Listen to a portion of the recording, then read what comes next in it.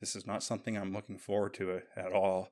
In fact, I had dreaded whatever response that this is going to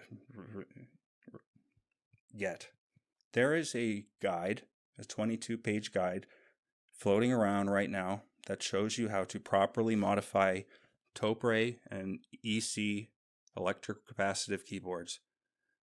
I wrote almost all of it, not the idea of modifying keyboards, the actual steps, the specific lubricant choices, the exact techniques, the warnings, the little details that only come from doing the work hundreds of times. All of that was mine. I put it out for free in 2020 because that's how this hobby is supposed to work. You figure something out and you share it, and people who care find you.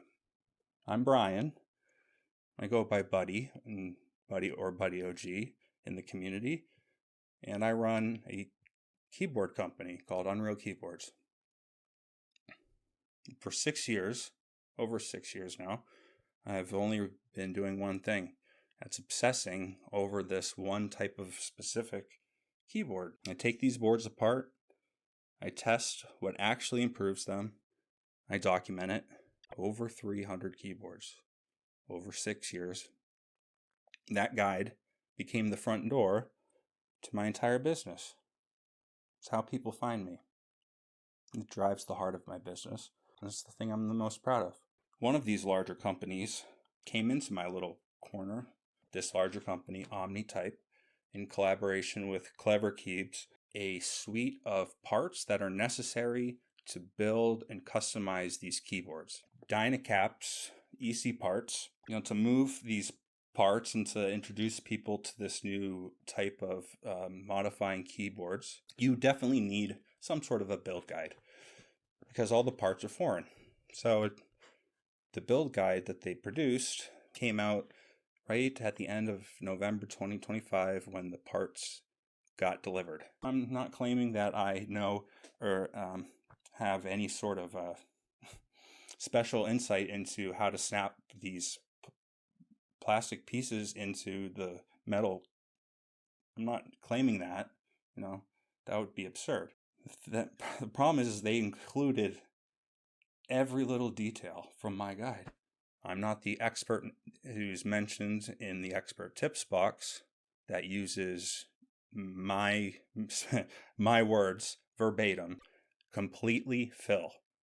It's the most important thing to get right, but it's the thing that people get wrong the most often. It's the number one thing I have to push back on. I have to stand on this hill and reinforce it.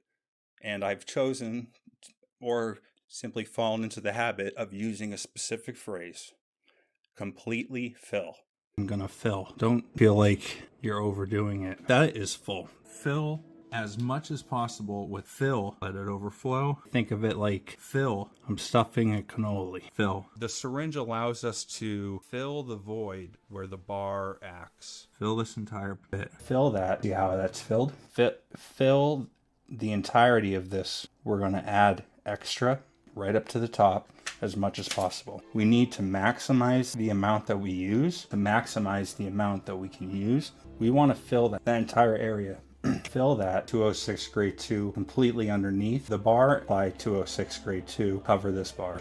Now, for 4 months, they didn't have a 206 grade 2 syringe that could completely fill, as they were instructing in an expert tips box to do. And for 4 months, I was getting 3 times or 200% sales spike. And then that fell off when they released their it wasn't a syringe. They have a felt tip pen, and they just threw 206 grade 2 in there. Not only did they have a lube pen, now they have a lube tube. I reached out to Omnitype with a certified letter in January of 2026. I highlighted the large overlap in techniques, specifically the lubrication choice, the styles, the wording, the verbiage, the locations. It seems like it's my guide. And they're also using my products, so it's not a stretch to think as much. and I just wanted my name on the guide. And that's all I asked for. Politely. Not rudely, but legally. I got a legal letter representing Omnitype telling me that I was making wild assertions, that the work in my guide was simply an idea of how to assemble a keyboard, a simple assembly guide. Thus, I have no rights over this content. Specific techniques, lubricants, choice of words, these are not generic. These are not basic information. Now, if these were such wild assertions, why did you send this over to your legal team? And there's nothing in this letter here that concludes this matter.